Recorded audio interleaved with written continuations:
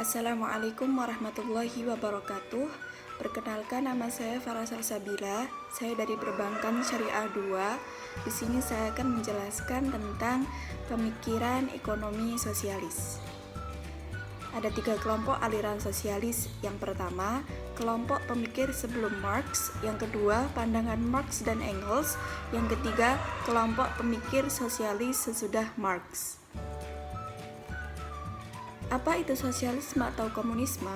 Sosialisme dapat diartikan sebagai bentuk perekonomian yang pemerintahannya paling kurang bertindak sebagai pihak yang dipercayai oleh seluruh masyarakat. Sosialisme menggambarkan pergeseran milik kekayaan dari swasta ke pemerintah yang berlangsung secara perlahan-lahan melalui prosedur peraturan pemerintah dengan memberikan kompensasi pada pemilik-pemilik swasta.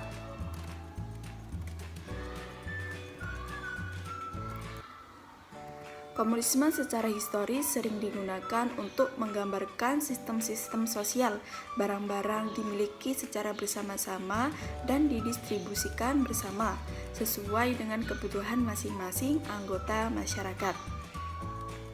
Komunisme sendiri sering disebut perekonomian komando karena negara merupakan penguasa mutlak, juga disebut sistem ekonomi totaliter atau istilah anarkisme. Jenis-jenis Marxisme. Marxisme ortodoks, ada neo-Marxis, ada human Marxis, ada aliran kiri baru atau New Left, ada sosialisme independen.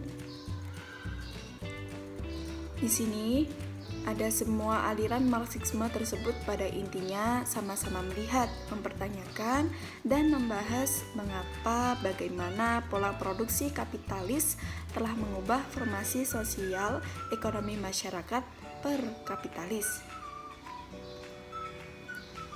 Sosialisme utopis. Plato adalah pendiri ajaran sosialisme. Plato menganggap bahwa negara hanya baik kalau dipimpin oleh pemerintah, oleh orang-orang baik.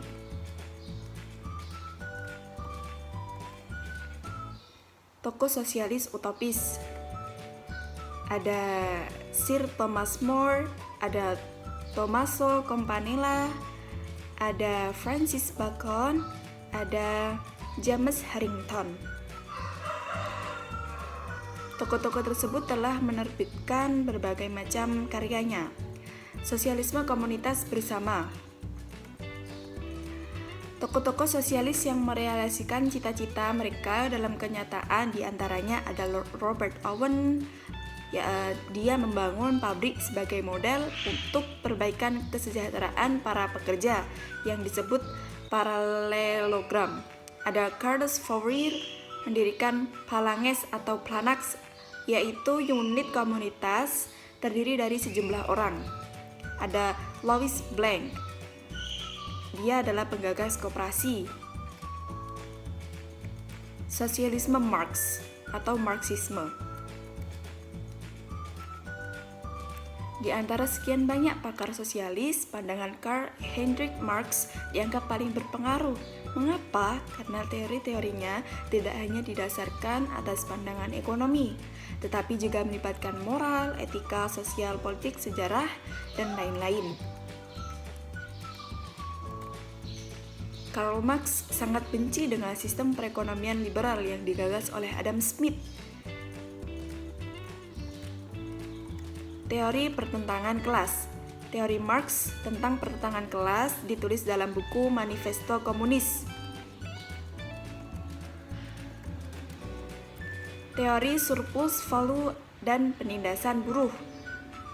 Kerja buruh atas upah alami disebut nilai lebih surplus value, dinikmati oleh para pemilik modal. Dialektika materialisme historis. Dengan materialisme historis, Marx percaya sebagai manusia ditentukan oleh kebutuhan ekonominya yang paling dasar, yaitu kebutuhan akan materi. Fase-fase perkembangan masyarakat. Menurut Marx, semua kelompok masyarakat akan mengalami fase-fase sebagai berikut. 1. Komunisme primitif, 2. Perbudakan, 3. Feodalisme, 4. Kapitalisme, 5. Sosialisme, 6. Komunisme. Perbedaan sosialisme dan komunisme menurut Marx. Perbedaannya terdapat dari produktivitasnya, hakikat manusia sebagai produsen. Pembagian pendapatan. Dalam fase sosialisme berlaku prinsip pada tahap komunisme penuh, bahkan uang tidak perlu lagi digunakan. Dalam tahap komunisme penuh tidak ada lagi soal kelangkaan, juga tidak ada lagi kelas-kelas masyarakat.